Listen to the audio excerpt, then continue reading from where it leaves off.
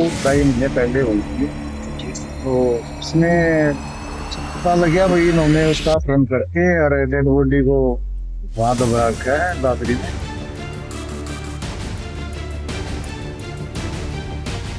एक सन की पति की दरिंदगी सुनेंगे तो मुस्कान की हैवानियत छोटी नजर आएगी।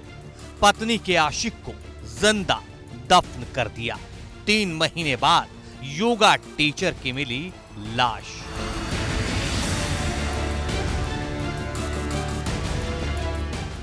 इन खेतों में पुलिस की टीम जब अपने पूरे दल बल के साथ पहुंची तो आसपास के लोग भी हैरान और परेशान थे। और जब सुराग वाली जगह पर खुदाई की गई तो एक खौफनाक हत्याकांड का पूरा सच लाश की शक्ल में जमीन से बाहर निकल आया। मर्डर की यह खौफनाक दास्तान एक योगा टीचर, एक पति की सनक और जिद की खातिर जमीन में जिंदा गाड़ देने की है। ये जगदीप है जो अब इस दुनिया में नहीं है, लेकिन जब जिंदा था तो बाबा मस्तनाथ यूनिवर्सिटी में योगा टीचर हुआ करता था। बताया जा रहा है कि जिस घर में किराए पर रहता था वहीं प्रेम प्रसंग शुरू हो गया, लेकिन जिस महिला से इश्क फरमा रहा था उसके पति को इसकी भनक लग गई। बस यहीं से इस योगा टीचर के कत्ल की पटकथा शुरू हो गई, जिसके बाद सन की पति ने अपने साथियों के साथ मिलकर योगा टीचर का पहले अपहरण किया। अपहरण के 10 दिन बाद गुमशुदगी की रिपोर्ट दर्ज हुई और 3 महीने तक पुलिस सुराग तलाशती रही। आखिरकार 24 मार्च को रात से पर्दा उठा। जो सच सामने आया उसने रोंगटे खड़े कर दिए। गड्ढे से लाश के बाहर आते ही हैवानियत की कहानी सामने आ गई। पता लग गया भाई इन्होंने उसका अपहरण करके और डेड बॉडी को वहां दबा रखा है दादरी में। तो उस बिना पर इसमें एक्यूज है हरदूत और धर्मपाल को गिरफ्तार कर दिया था। हाँ, शिवाजी कॉलोनी का केस है।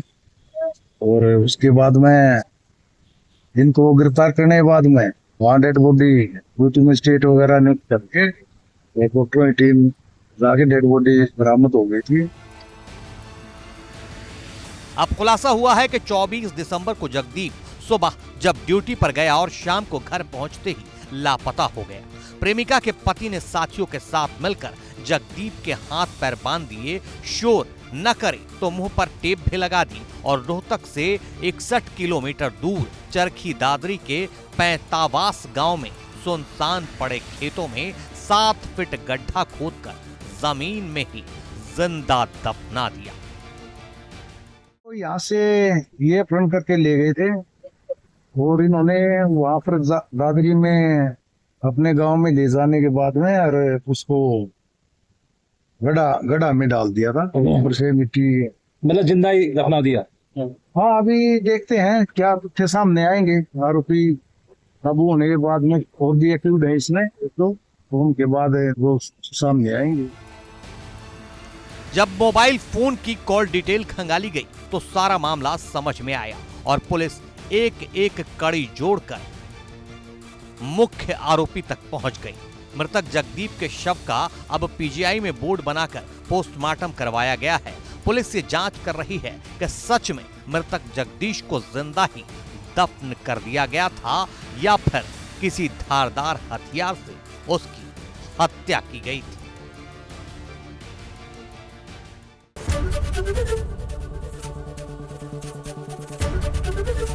एबीपी गंगा, खबर आपकी, जुबान आपकी।